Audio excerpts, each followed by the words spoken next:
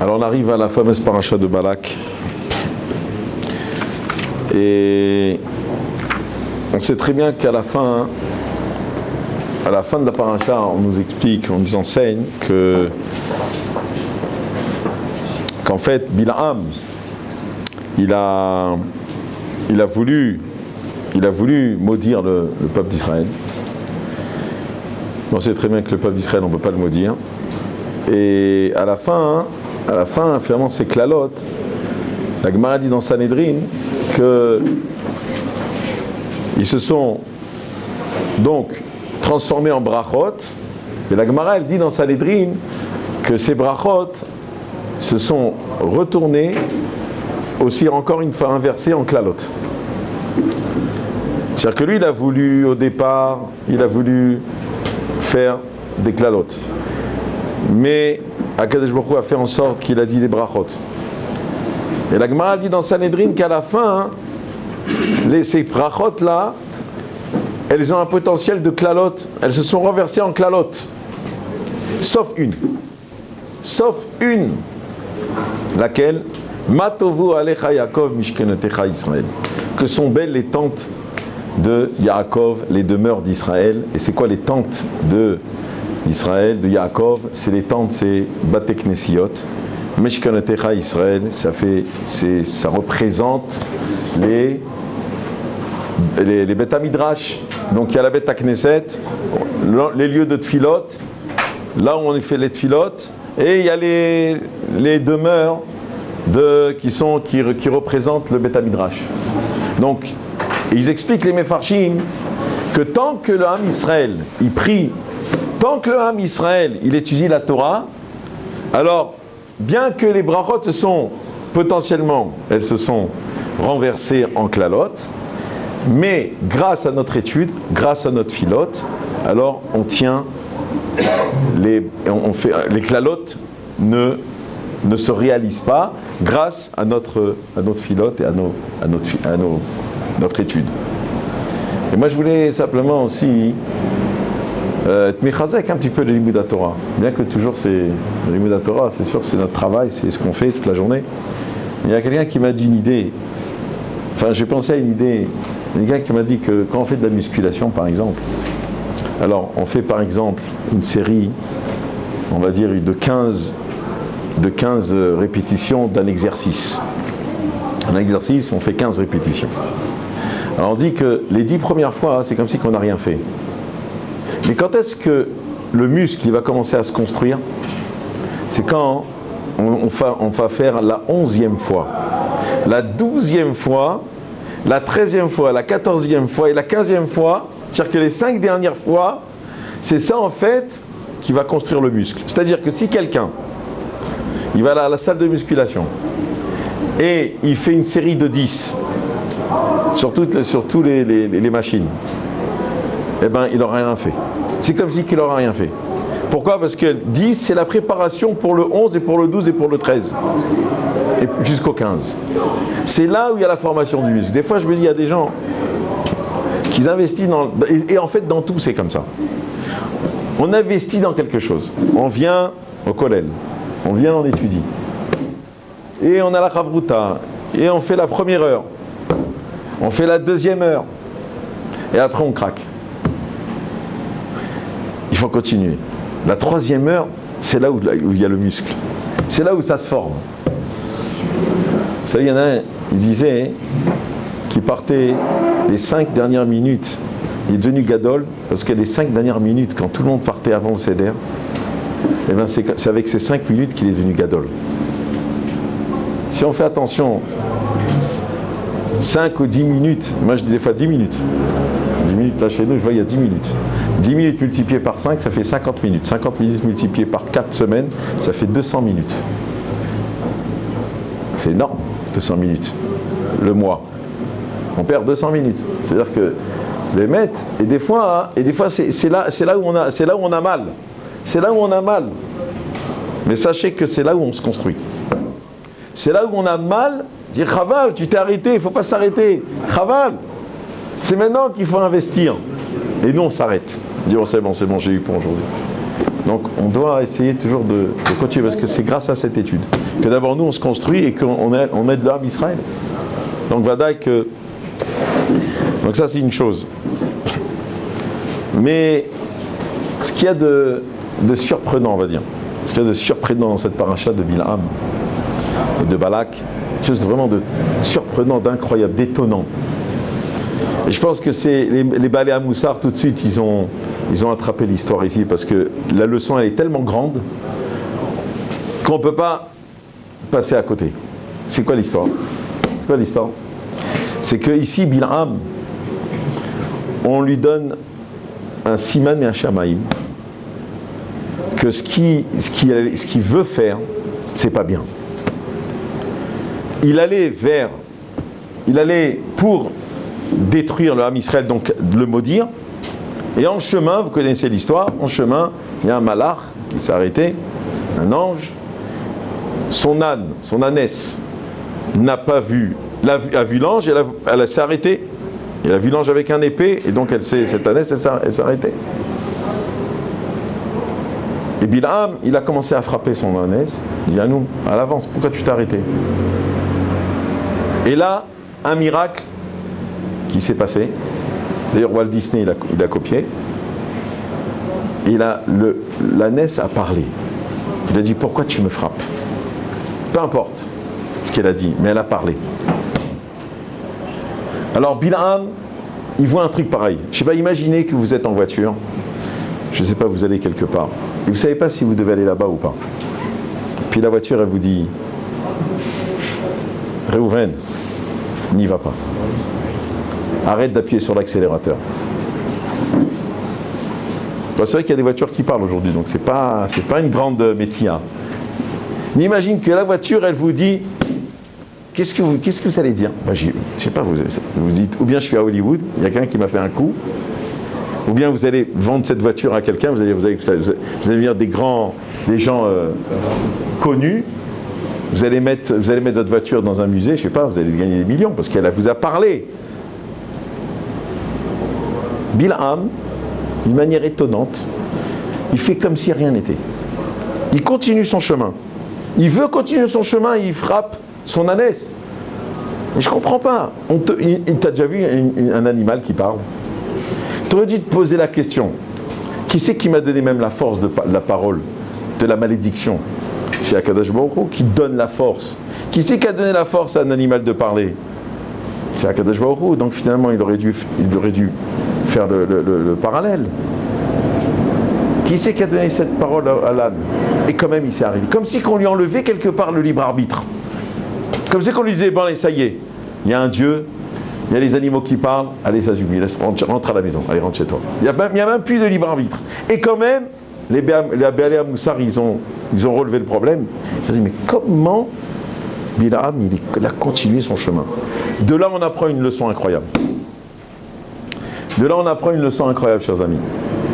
On apprend que quand quelqu'un il est intéressé à faire quelque chose, quand quelqu'un il est ça s'appelle Nogia Badavar, quelqu'un il est intéressé, il a quelque chose dans sa tête, et il veut y aller, que ce soit pour le kavod, que ce soit pour de l'argent, même si on lui donne tous les simanim du monde, si on lui dit, écoute, c'est pas bien ce que tu fais, et il voit tout le monde qui lui disent, non, ne le fais pas, il voit même des miracles devant lui, pour lui expliquer que c'est pas bien ce qu'il fait, il va quand même y aller. Ça, c'est la leçon la plus grande de cette paracha. Comment un homme, il peut continuer à faire des bêtises, bien qu'on lui dit, Akadosh Baruch Hu, il a dû même créer cette création du Haton, de l'ânesse, qui va parler avant même la création du monde. À Ben Hashmashot, c'est marqué.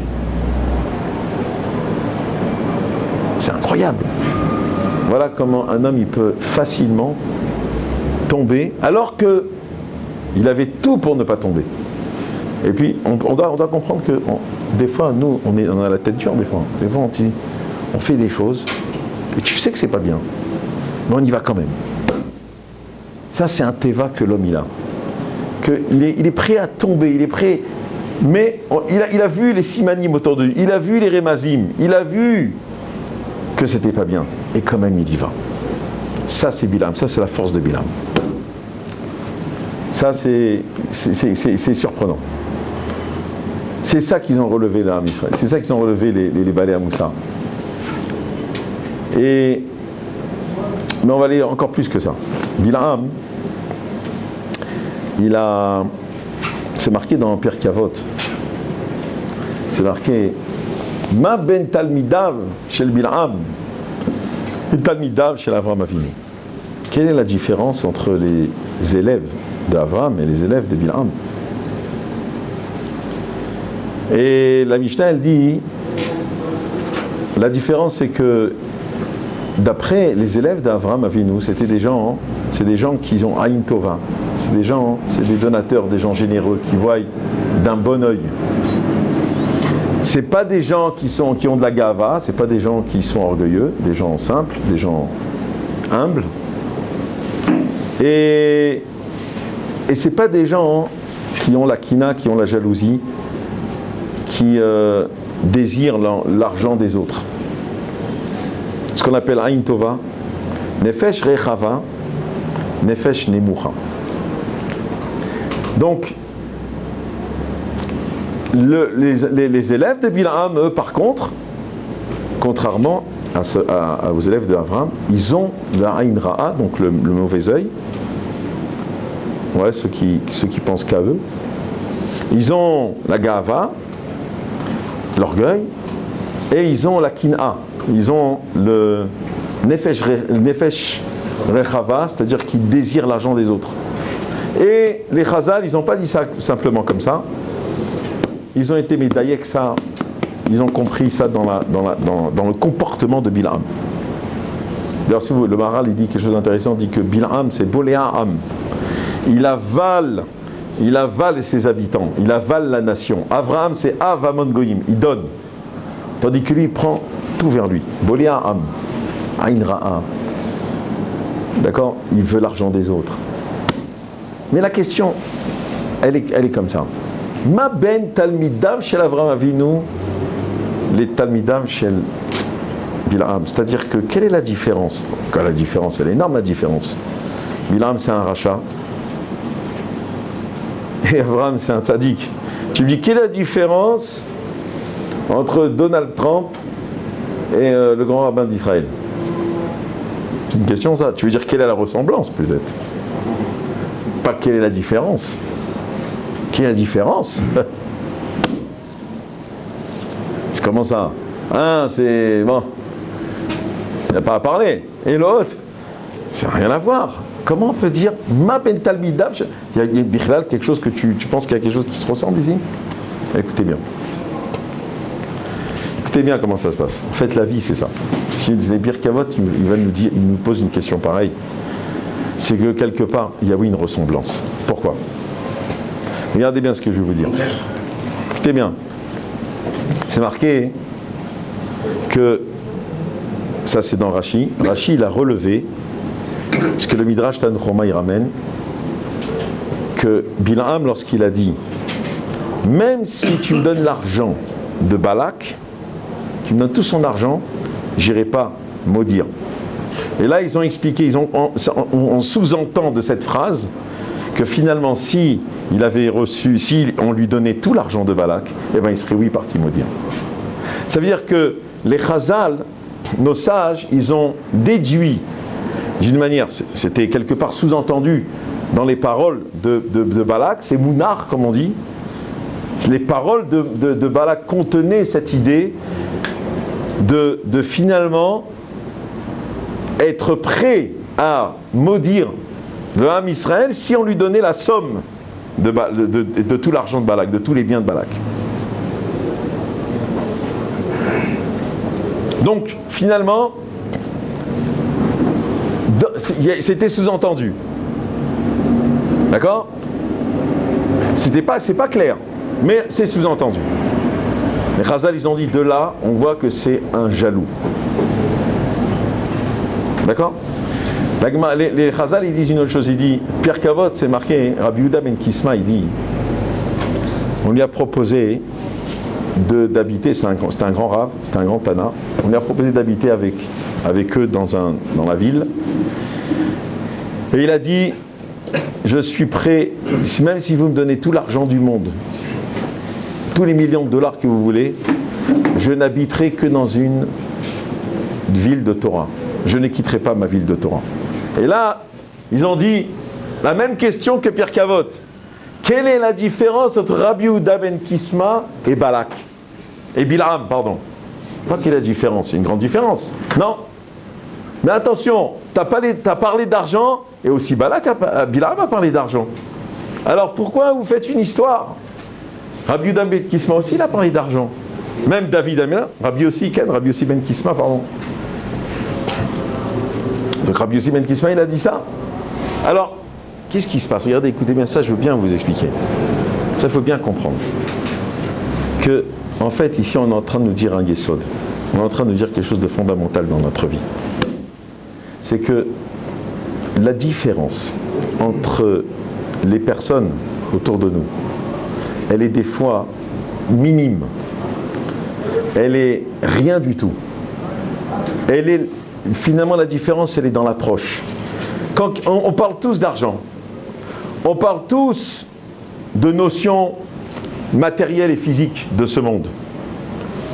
Seulement, il y a une différence, comment on en parle. Et ça, il faut faire attention. C'est ça la différence qu'entre Bil'am et Avraham. Bil'am, lui, c'est quoi la réponse? Bil'am, il a désiré l'argent de Balak, de Balak, oui. Il a désiré l'argent de Balak. Rabbi Yossi ben Kisma, il n'a pas parlé de personne, il n'a pas parlé de quelqu'un. Il a parlé d'argent. Il a dit, si tu me donnais tout l'argent, c'est-à-dire que pour moi la Torah, elle a une plus grande valeur que tous les millions que tu pourrais me donner. Je suis prêt à prendre la Torah et pas l'argent. On parle tous d'argent. L'argent, c'est important. Seulement, l'argent, c'est une valeur. Mais non, le problème, il est quoi? Il est de parler d'argent, ou bien le problème, il est de parler de l'argent de l'autre. C'est une grande nuance. Ma ben talmidav shel Bil'am et Avraham. La différence, elle est que tu peux parler d'argent. Tu voudrais, d'une manière naturelle ou instinctivement, devenir riche. C'est naturel. Mais ton désir profond, c'est pas d'avoir l'argent de Shimon. Et ça, c'est une grande différence. Ma ben talmidav shel Bil'am et Avraham. Quelle est la différence? La différence, elle est dans la parole. Comment on parle? Faire très attention parce qu'en fait, c'est ça. Qu'est-ce qu'on désire? Et là, les Chazal disent attention. Si tu as dit ça, ça veut dire ça. Rabbi Yossi ben Kisma, lui, il n'a pas dit ça. Il a parlé d'argent, c'est vrai, mais il n'a pas parlé de l'argent de l'autre. C'est une grande différence. Quand il a dit, Bil'am, je n'irai pas avec vous. Ah, je n'irai pas avec vous parce que lui, il voulait. On déduit de là. Je n'irai pas avec vous parce que vous n'êtes pas assez krachouv, important pour moi. Mais si vous étiez des gens plus importants, je virai avec vous, entre guillemets. Voilà comment. C'est-à-dire que, en fait, la différence dans la vie, elle est minime. C'est dans la forme et dans le fond. Qu'est-ce que vraiment je suis intéressé? Est-ce que je suis mécané? Parce que, et c'est vraiment faire attention à comment on parle. Parce que des fois, il y a une petite connotation quelque part, des fois, de jalousie. Il y a dans ce que j'ai dit peut-être quelque chose qui va allusionner que j'ai envie de ça et ça et ça, et finalement je suis mécané. C'est pas pur. Mais quelle est la différence entre un homme qui est impur avec la pureté? C'est quoi la différence? Elle est minime. Il y a deux Bachour Yeshiva. Ils sont dans une même yeshiva avec un rosh yeshiva, le même tout pareil. Il y en a un, il peut être Talmidim Shel Bil'am, et un il peut être l'élève d'Avraham, et l'autre il peut être l'élève de Bil'am. Pourquoi? Eh bien justement, parce que tout est dans les midotes. Et quand on a des mauvaises midotes, et quand on pense à nous, et c'est ça en fait ce qui s'est passé, c'est que dans Pierre Kavod c'est marqué Yoresh Geinam. C'est quoi Geinam? Geinam, ça veut dire c'est quelqu'un qui n'est pas assouvi de ce qu'il a. Il est frustré parce qu'il n'arrive pas à voir ce qu'il a. ce qu'il voudrait avoir, ce qu'il voudrait désirer. Il n'arrive pas à assouvir son désir. C'est ça le Guinam. Le Guinam, c'est un sentiment que je ne peux pas assouvir. Et Bil'am, comme il en veut toujours, il veut l'argent des autres. Il pense au kavod, il pense à l'autre, il pense toujours à ce que les autres, ce que lui il n'a pas. Alors lui, il est frustré de naissance. Et c'est ça le Guinam. C'est ça le Yechetsu Yemem. Même la moitié de leur vie, de leur jour, ils ne pourront pas vivre. Pourquoi? Parce que finalement, ils sont malheureux. Avraham Avinu, il a tout. Quand tu donnes, tu as tout. Quand tu donnes, tu as tout. Tu n'as besoin de rien. Tu as simplement besoin de donner, c'est tout. Tu n'as pas besoin de prendre. Tu es toujours en train de donner. Ça, c'est Avraham Avinu. Il y a des gens qui te disent, tu peux me prêter, tu peux me donner, tu peux m'aider. Tu dis, attends, j'ai même pas pour moi. J'ai pas pour rien. Bon, où il y a des gens qui vont te dire, j'ai pas, mais je vais essayer de faire quelque chose. Parce qu'en fait, quelqu'un qui a toujours envie de faire quelque chose pour l'autre, c'est parce qu'il sent que finalement il a tout. Mais ça, c'est un sentiment profond qu'on doit avoir à l'intérieur de nous de dire, tu m'as tout donné, Hachem. Donc si j'ai tout, je peux que l'aider. Mais il y a des gens toujours en train de dire, non, je peux pas t'aider, attends, Moi déjà, il y a des gens qui me demandent, Rav Yitzhak, vous pouvez m'aider? Je me dis dans ma tête, il sait que j'ai un collège de 40 personnes, il sait qu'il y a des avrechim, il sait qu'il faut que je m'en occupe et tout.